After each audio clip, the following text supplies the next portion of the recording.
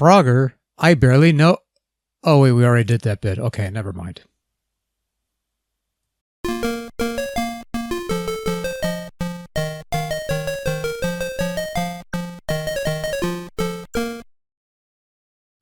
Oh, look, it's Frogger.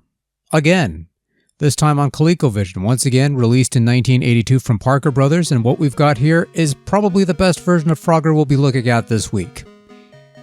No, really, for its day, Frogger on Colecovision was a tremendous port of the Konami arcade classic.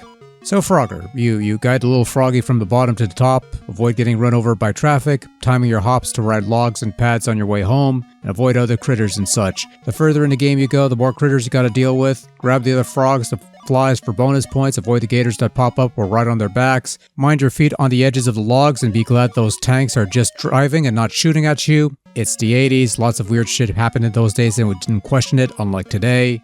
And of course, you've got a couple game variations to play with here, which basically amounts to some combination of either a 1 or 2 player game with either slow or fast moving critters. Fast basically means as your frog holes are filled, traffic moves along faster, which adds a bit of challenge to those who want it. Beyond that, there's nothing particularly vexing or out of the box. Frogger keeps it true to form and actually does a fine job of it. Stays true to the arcade gameplay, controls quite nicely despite the stiff controller, a bit touchy on hit detection when it comes to riding the log bits. But other than that, Frogger plays rather nicely. Right off the bat, Frogger looks pretty damn good on Colecovision. The sprites are colorful and detailed, other than the frog, but we'll let that slide. The animation's fairly smooth. The overall layout looks great. Like in terms of recreating the overall arcade appearance, it's not perfect of course, but it's as close as the hardware would allow, and that's a good thing. And then on top of that, you've got excellent sound output. The opening jingle sounds great, you've got the one looping music track, which sounds fantastic. The sound effects are almost on point with those of the arcade, not quite there, but close enough. But no, this looks good, this sounds great, no gimmicks required. Not much else to say there. Well, no beating around the bush here. Parker Brothers did a tremendous job with this Colecovision port of Frogger.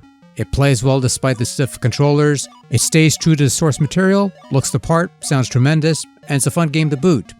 If anyone wanted a selling point for getting a Colecovision back in the day, you could tell them that it plays a mean game of Frogger without any supercharger gimmicks or whatever. Okay, maybe not, but still, Frogger on Colecovision is great. A quality port for its day. Which is more than what I could say for our next game, which would have been Frogger on Intellivision, but unfortunately my Intellivision 2 pretty much died, so we'll have to find something else instead. It's a shame, really.